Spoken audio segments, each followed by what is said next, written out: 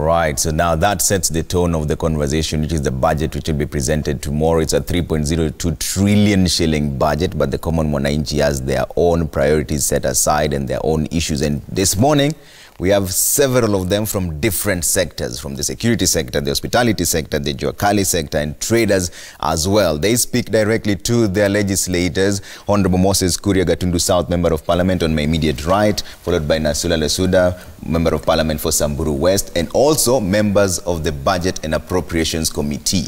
So they know everything about this particular budget. So I'll start with you. Just mention your name, which sector you're from, and the direct question, and what are your issues concerning this budget? What would you like to see? Well, thank you very much. I'm Bishop Peter Obiero, Micro and Small Enterprise Chairman. My biggest concern representing the MSCs is the fact that Mheshimiwa, in the year 2012, the MSC Act 2012 was passed in Parliament. And the cry for the MSC, the entrepreneurs, the small enterprises, was that they were unable to access credit. And there came an act, this one here at my hand, that was supposed to provide the MSCs with the funding, MSC fund, that could cushion the small traders during hard times like this, so that they could have access to credit that is affordable and the rates are low.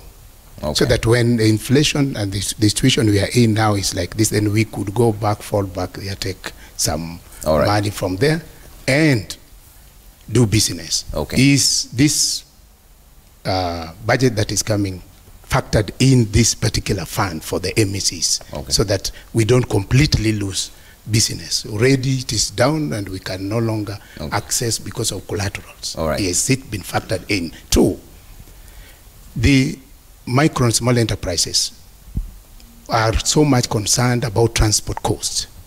Are the petroleum produce increased? Because if it is increased, then we are sure that even the business is going to go low, and even low because of transport cost. Anything else that is added into those products that we are selling is affected by this. Okay, because we have quite a number, we're going to pick very fast briefs. Just pass the microphone over to the next person who would like to speak. Over to you. Yeah, what is your question and your concern? Just introduce yourself and where you're from. Okay, thank you. I'm Goga Paulson. I'm from Ngong Road. I'm in biashara pale Ngong Road. So my question, yes, furniture. I deal with furniture. So my question is, pandisha microphone kidogo ndio tukusikize vizuri. Sorry. Now my question is, what is pale kwa budget kutakuwa na nini kwa wale watu wa Juakali? So basically kama sisi watu wa Ngong Road, barabara inajengwa pale. Na hapo unajua we like 1,500 workshop owners. 1,500 workshop owners, just assume kila workshop iko na kama watu 10. You see, so pale ni like a small industry. So we were asking if at all kunaweza kuwa budget ikisomwa, kama tunaweza pata maybe allocation, maybe tupange kama watu wa biashara ndogo ndogo, because sahi barabara ikipita pale hakutakuwa na biashara. Okay. Yes, so tunaomba tufanywe kitu. Alright, just pass the microphone again. Majina yangu ni Nicholas Lusasa Malemba, boda operator. Boda. Yeah. Swali langu ni hili. Katika budget yetu, ni nini wabunge wetu wamefikiria kuhusu watu wa bodaboda katika nchi hii? Manake bodaboda ni industry ambayo kwa saizi tuko na over 1.2 million riders. Na hiyo ni industry ambayo tukiangalia na grow fast, na katika nchi yetu hatuoni kama inakuwa factored katika budget yao. Ni industry ambayo tungependa wajaribu kuiangalia kwa njia ambayo imeajiri watu wengi sana.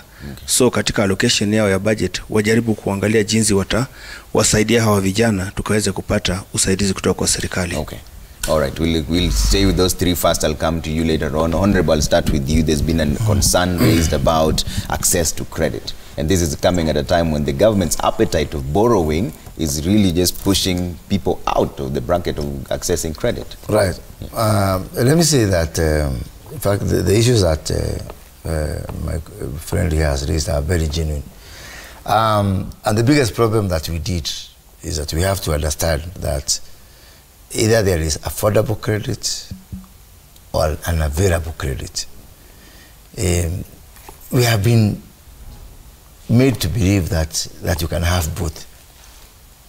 But in a sense, and I'm speaking as a banker myself, it's either we choose to have available credit or affordable credit. Before 2016, we had available credit. You could go to bank, and I'm sure from SMEs you could see that you could get some money.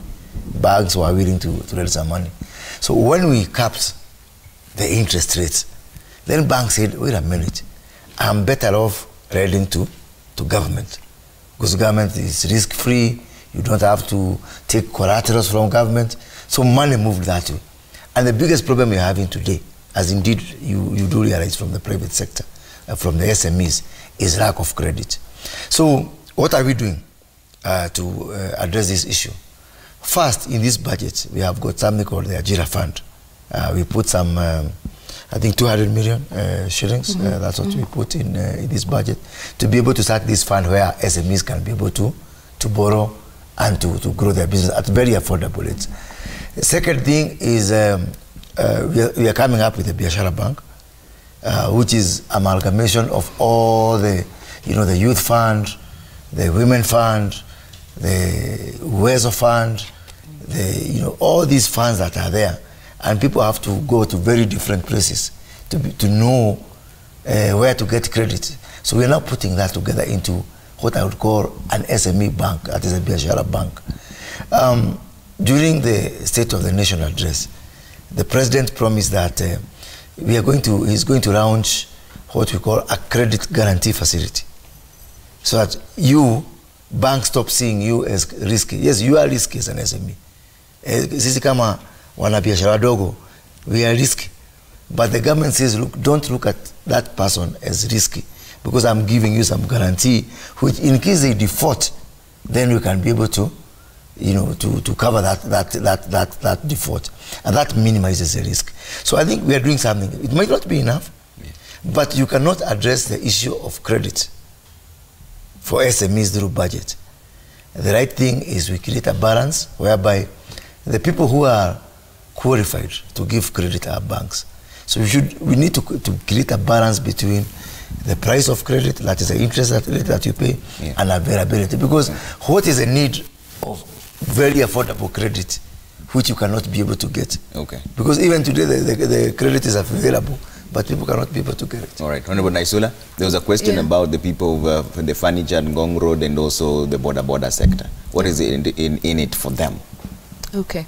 Thank you. I wouldn't say specifically or directly that it is there for borders, but I think you're also at that level of the traders, the small traders or SMEs.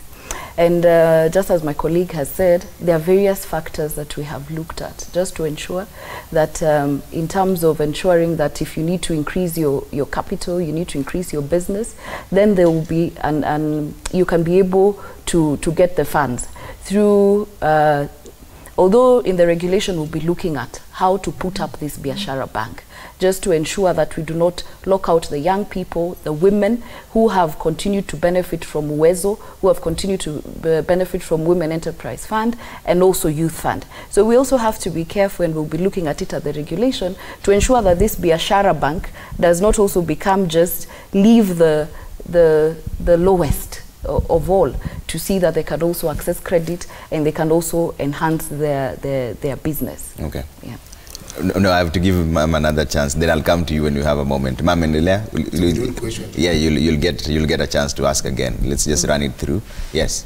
Anza na jina alafu ulize swali. Yes, my names are Pamela Manyala. I'm from Juakali, Kamkunji. Okay.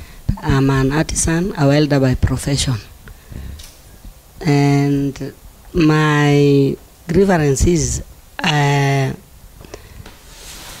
Kenya is becoming a tough country to stay in, because it's not adding up. As the Juakali people, there was a time PS for housing came to our Juakali and promised that we shall have some job concerning the welders about the houses that are being, affordable houses being built for the Mwananchi.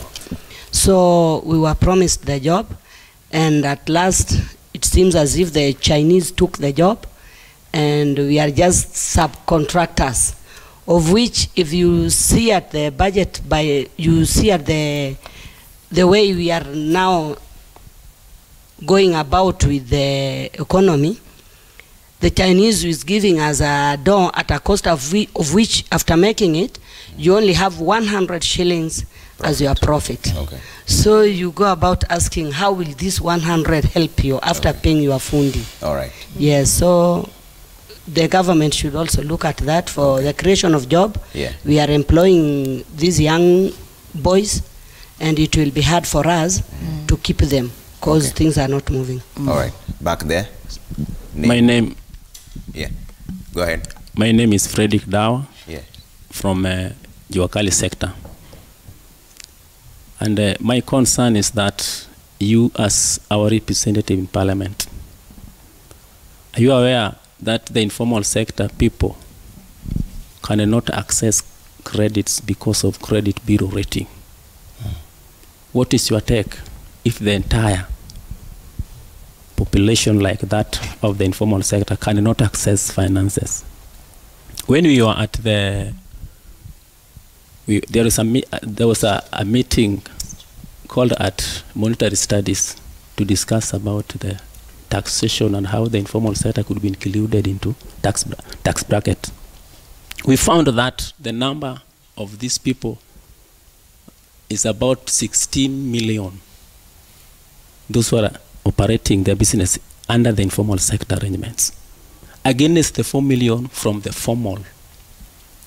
If the formal cannot meet the threshold of the country's budget, then the government's decision to include the 16 which are in the informal sector, and those people cannot access credit. What kind of account is this? And what is the feeling of the MPs, our members of parliament? Sometimes back, people from agricultural sectors or farmers, it came a time when the government could even do away with their loans. Okay. What is wrong if the government can chip in and help the small business people who are now rated as people who cannot be trusted with the money? Okay. All right. We'll take Can I add another one? Very briefly, just one line, because we are quite a number of people here. Another one is, yes, the government is now busy trying to build affordable houses. Where are the working spaces? Because for you to have bankable, strong economy, you must diversify and expand the tax base. And when you expand the tax base, it means that you reduce the tax rate.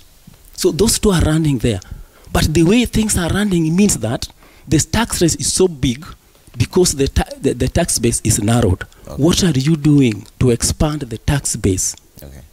By the time you are now going to build these more affordable houses, all right, are you planning to include how we can get working spaces? That is how to expand. Okay. You get more people working, you tax them. So. But if that one is narrowed, then few people will be working, and those few will be taxed, and the tax cannot afford to fill the gaps. Thank you. All right, I'll take one more question here, then I'll let you respond. Yes. Okay. I'm Beatrice Wanjiko. Yes. An artisan from Juakari. Okay. Okay, ninauliza, how is the budget helping us to get the material? Maybe the importation, the taxes are very high. Okay. How are you working on that? Since the government says they want to enter into manufacturers, yes, so that we can produce things that maybe can compete to the other world. Okay. Now the cost of production in Akwa, it's very high. The machines, how is the government, how is the budget going to cater for us so that, as we do everything with our own hands, how is that budget helping us to get the machines that will help us to make something that can compete with things maybe from the China, because China is the country that we are competing with right now. Now, how is the budget going to help us? How we can get the machine? How is the government looking at all those things? Because I know they are aware. Anything the Juakali people are producing, most of us use the hands. And the hands cannot get the perfect thing at the end. how is the budget going to help you? Yeah. All right. Honorable. Very, very, very, very interesting questions, especially from Pamela and Wanjiku from the Juakali sector. Let me say, this is for me is the right question because I'm also the vice chair of the committee that is in charge of the housing and the affordable housing program. First of all, I'm very happy that you are getting the subcontracts.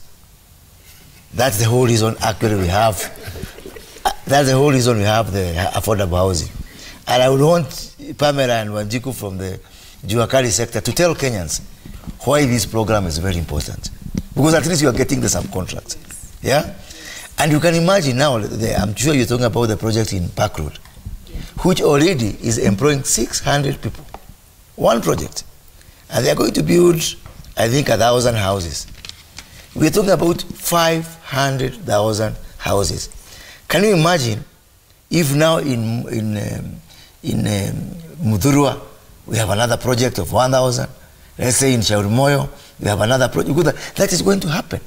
So I think when people argue about this program, they need to come to you and see how many orders are you getting for doors, for hinges, for all these things.